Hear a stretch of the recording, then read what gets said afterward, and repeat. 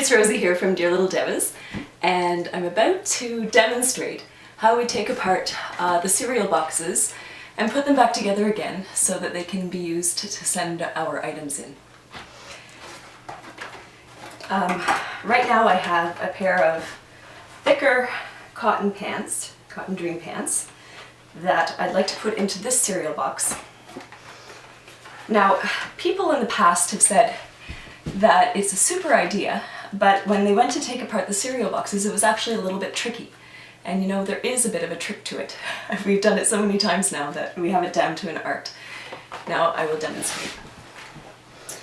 Okay, so you have it undone. I'm sure you're quite familiar with how to open a cereal box. Then the main thing is to find out where there's the seam. So you look in and you'll see a seam where the company has glued it. That's where you start taking it apart. And some of them are harder than others because I think some box companies use more glue than others. So, and this one is fairly hard. You have to maybe wear gloves or something when you do it because I can tell you the paper cuts. Anyways, okay, so that's opened. Now, one of the tricks is to fold back all the seams in the opposite direction before you do anything at all.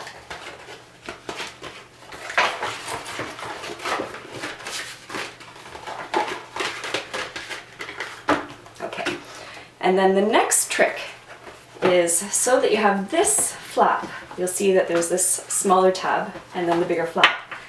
I'm left-handed, so you may probably do it the other way around, but you want to fold that over so that this big side is on this part.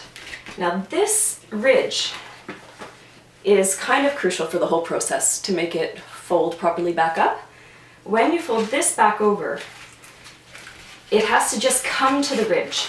If you have it over the ridge or, you know, even just on the ridge, and then you tape it, it won't fold back up properly. So now to take a bit of tape. And the tape is also something that's a bit tricky too. I was wondering how much I should prepare for this, whether I should get the tape ready first or not. But if you haven't got exactly the right length of tape when you go to tape it up, you have to make an adjustment, and I'll show you in a minute what that is.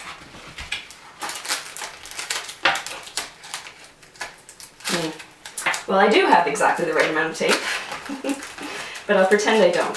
See, it goes over that seam there. And ideally, this piece of tape would stretch from one side to the other. Okay, and you'll notice that I have left the ridge showing. So when you fold it back up, it works quite well. Okay, I'm just going to close up this side. Oh, actually, first, if you want to decorate your cardboard cereal box, if you're using it as gift wrapping or something like that, you need to do it while it's still flat like this, but attached at the top. So for example, we put the rubber stamp on, and then any address that would need to go on could be written on. Okay.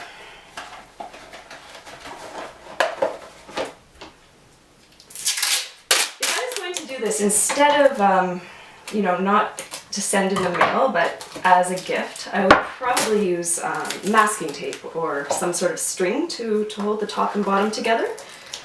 But it has to be very secure, so here we go. Now, this is a little tricky part because that is sticking up over where you need to fold it. It won't fold properly. So it really, really is crucial to cut that little bit just so that it does. Otherwise it ends up not looking so nice. So, threads. And this is a pair of plum thicker cotton L1s with cuff that are destined for Halifax. And I'm sure you can imagine that then you would just tape up the other side. I hope you've enjoyed this, and happy wrapping.